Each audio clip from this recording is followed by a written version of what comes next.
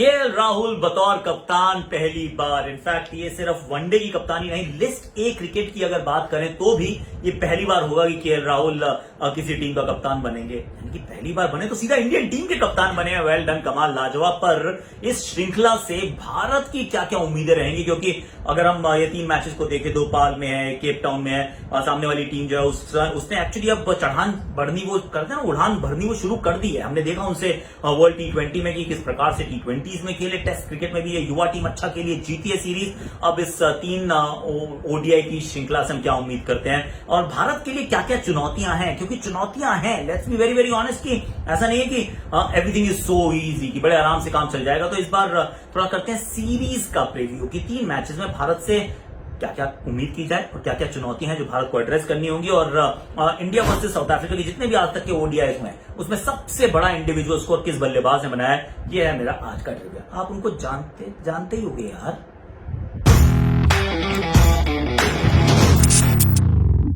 Hashtag Akashvani, इस पर जरा करते हैं साउथ अफ्रीका बनाम इंडिया की ओडीआई श्रृंखला की कहानी। क्योंकि देखिए, पहली बार केएल राहुल बतौर कप्तान होंगे और बहुत लंबे समय के बाद विराट कोहली टीम में होंगे पर कप्तान नहीं होंगे। I mean let that sink in type of moment है। पर अब तो रेगुलर है, अब तो किसी भी फॉर्मेट के कप्तान नहीं है। एक समय हुआ करते थे वो रूलर ऑफ 3 किंगडम, इस समय कोई किंगडम नहीं है। किंग जो है वो किंग जरूर है but without any kingdom, that is the reality.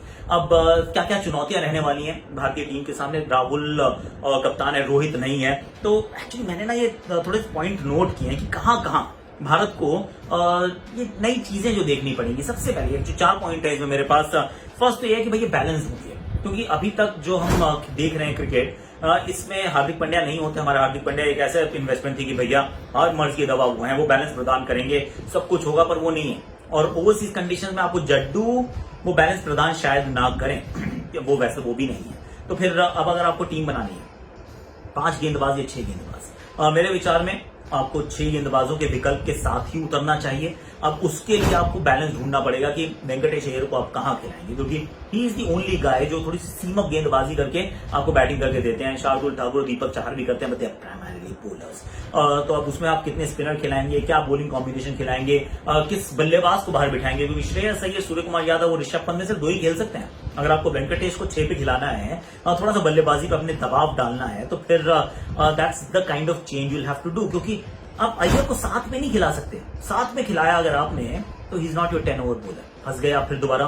तो आप छोटी बॉलिंग के साथ चले जाएंगे इफ यू आर थिंकिंग कि यार Iyer is my 10 over bowler. Iyer is your 5-6 over bowler, जब तक उनको मतलब आप प्रूव नहीं होने का मौका देते। तो मेरे विचार में तो ये जो seeking balance is going to be a big one for Rahul Dravid, Rahul Dravid and KL Rahul. ये बैलेंस ढूंढने का आपको काम करना पड़ेगा। उसके बाद मुझे जो दूसरी एक बड़ी चीज लगती है श्रृंखला के लिए, जो बड़ी ध्यान से हम देखेंगे, वैसे वर्ल्ड कप 2023 में है 50 ओवर का, पर आप ध्यान से देखते हैं क्या नई बॉल से विकेट मिल रही है या नहीं मिल रही है, क्योंकि नई बॉल से विकेट नहीं मिल रही है। लेट्स बी ऑनेस्ट, पिछले 18 महीने में अगर आपको भारतीय क्रिकेट, व्हाइट बॉल क्रिकेट की कहानी में कहीं भी अगर कोई कमी ढूंढनी हो तो that's the problem. India is not picking wicket with the new ball. तो अगर आप नई गेंद से विकेट नहीं चटका रहे हैं तो फिर you have to do something else. आप दीपक चाहर चटकाएंगे या भुवनेश्वर कुमार चटकाएंगे या जसप्रीत बुमराह चटकाएंगे, I don't know my friend. ये विकेट चटकानी पड़ेंगी, you will have to figure out a way कि विकेट चटकाते हैं नहीं। और साउथ अफ्रीका में तो जरूरी भी है ना, क्योंकि जब आपके पास 2 नई गेंदें हैं, साउथ अफ्रीकन परिस्थितियां हैं, यहां पर तो विकेट आपको चटकानी है। अगर यहां नहीं चटकाएंगे तो फिर वो भारतीय एकदम सपाट परिस्थितियों में वो विकेट चटकाने के चांसेस तो वैसे भी आपके कम हो जाते हैं। So that's the second thing that I am really looking forward to see. तीसरी, फिनिश स्ट्रांगली। ये क्योंकि होता क्या है कि हमारा टॉप 3 तो अच्छा करते हैं, राहुल, रोहित, शिखर, कोहली, 4 में से कोई 3 खेलते हैं। इस बार रोहित नहीं होंगे तो शिखर, राहुल और कोहली होंगे, अच्छा खेलेंगे, आपको 40 ओवर तक ले जाएंगे। ये 40 ओवर तक इंडिया बहुत अच्छी जगह पे होता है, लगभग 220 के आसपास होता है। लेकिन आखिरी 10 में अगर आप 100 नहीं बनाते, if you don't finish strongly enough, तो आप वनडे क्रिकेट में आप हमेशा पीछे रह जाते हैं। फिर आप बॉलर्स की तरफ देखते हैं और फिर आपको रियलाइज होता है, अरे यार मैंने तो छठा बॉलिंग ऑप्शन खिलाया नहीं है। So that's the thing that Indian team has to do now. क्योंकि अगर आप खेलने के टेम्पलेट को बदलना चाहते हैं, थोड़े से अपने अंदाज को बदलना चाहते हैं, क्वालिफिकेशन तो लाइन पे है नहीं, क्योंकि इंडिया तो वैसे भी क्वालिफाइड ही है, होस्ट नेशन है, पर इंपॉर्टेंट है कि आप कुछ अलग कहते हैं ना, जो से फिल इन द ब्लैंक्स है।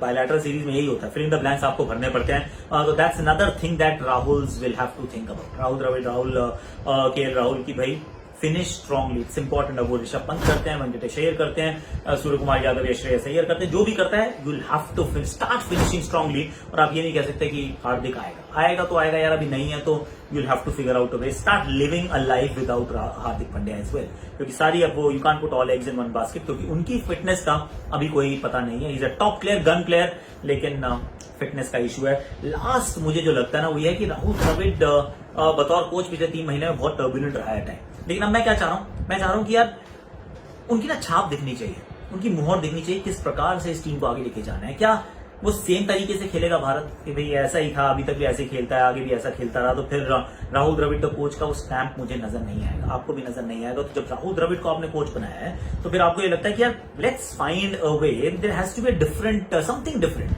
कि भाई ये राहुल द्रविड़ करते हैं और ये राहुल द्रविड़ की इसमें पहचान छुपी है। So I am very keenly following कि टेस्ट सीरीज में क्या किया, उनसे ये पता चला कि भैया एक सर्टन खिलाड़ियों को बैक करने वाले हैं, तब तक करेंगे जब तक बिल्कुल आप अपनी उम्मीद ना छोड़ जाएं। This is what we have learn from Rahul Dravid in the 5 test matches जहां पे वो बतौर कोच रहे हैं। 5 बॉलर की स्ट्रैटेजी के साथ उतरने वाले हैं, ये भी चलिए एक और बात पता चली, थोड़ा सा शायद एक्सरसाइजिंग कॉशन जो पहले मैच में दिखा वो कानपुर में, पर अब यहाँ पे क्या आप कुछ अलग अंदाज में खेलेंगे, क्या आप कहेंगे चलो जाओ let's try and get to 325 even if we get bowled out for 225। Now is that what India is going to do? I mean I want to see कि राहुल द्रविड़ की क्या रहती है स्ट्रैटेजी और तरीका, क्योंकि अभी समय शुरू हो गया है, एक नया कप्तान है, एक नई टीम है जिसमें एक रोहित शर्मा नाम का बहुत सीनियर खिलाड़ी नहीं है, तो let's start building towards something special, something adventurous. तो ये मैं देखना चाहता हूँ कि राहुल द्रविड़ की क्या लेगेसी यहाँ से तैयार होती है। और जो मैंने आपसे सवाल पूछा था उसका जवाब मैं देता जाता हूँ कि